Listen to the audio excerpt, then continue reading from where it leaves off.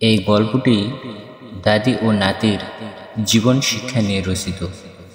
নিশ্চয় গল্পটি একটি অনুপ্রেরণামূলক হতে যাচ্ছে। একটি ছোট্ট গ্রামে, যেখানে প্রকৃতির সিদ্ধ ছোঁয়া মনের মাঝে শান্তি এনে দেয়, সেখানে বাস করত এক বৃদ্ধা দাদি এবং তার ছোট নাতি আরিফ। আরিফ ছিল খুব চঞ্চল ও অস্থির মনের ছেলে।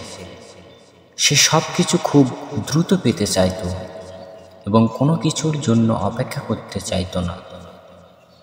ধৈর্য নামের গুণটি তার মধ্যে একেবারেই ছিল না। পরীক্ষার ফলাফল হোক বা হোক খেলাধুলা, সে চেয়েছিল এক নিমিষেই সে সেরা হয়ে যাবে।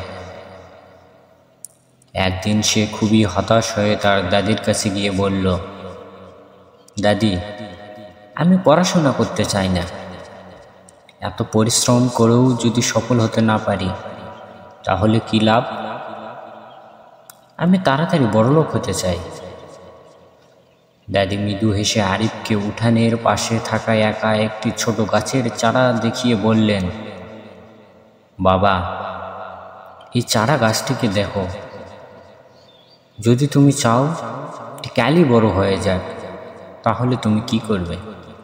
আরিফ একটু ভেবে বলল, আমি প্রতিদিন বেশি বেশি পানি দিব, সার দিব, যত্ন নেব, যাতে এটি দ্রুত বড় হয়। দাদি মাথা নেড়ে বললেন, এটি যদি স্বাভাবিকভাবে বেড়ে না ওঠে আর তুমি জোর করে একদিনেই বড় করতে চাও, তাহলে কি এটি টিকে থাকবে? আরিফ চুপ হয়ে গেল। সে বুঝতে পারল, গাছের মতোই মানুষের জীবনের ধৈর্য ও অধ্যবসায় গুরুত্বপূর্ণ। কোনো কিছুই একদিনে বড় হয় না, সব কিছুই একটা স্বাভাবিক সময় লাগে। পরের দিন সকালে দাদি আরিফকে গ্রামের পাশে এক কৃষকের কাছে নিয়ে গেলেন। কৃষক একটানা মাঠে কাজ করছিলেন।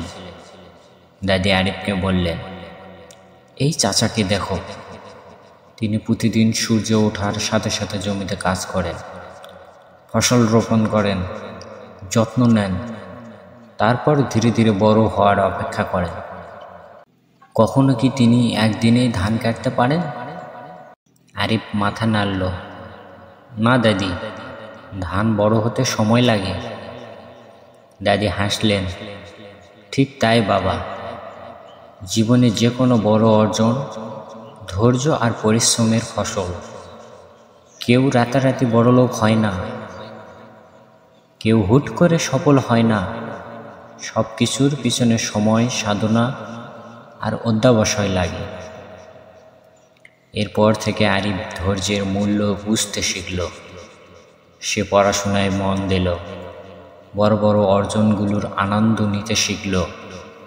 সে প্রতিদিন অল্প অল্প করে পড়াশোনা করল, নিজেকে প্রস্তুত করল।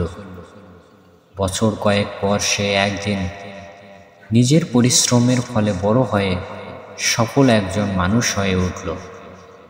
দাদির শেখানো সেই শিক্ষা তাকে আজীবন পথ দেখিয়েছে।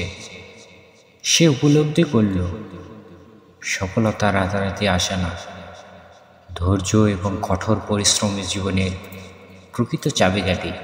একদিন সে নিজের অর্জিত প্রথম উপার্জনের টাকা নিয়ে দাদির কাছে এলো।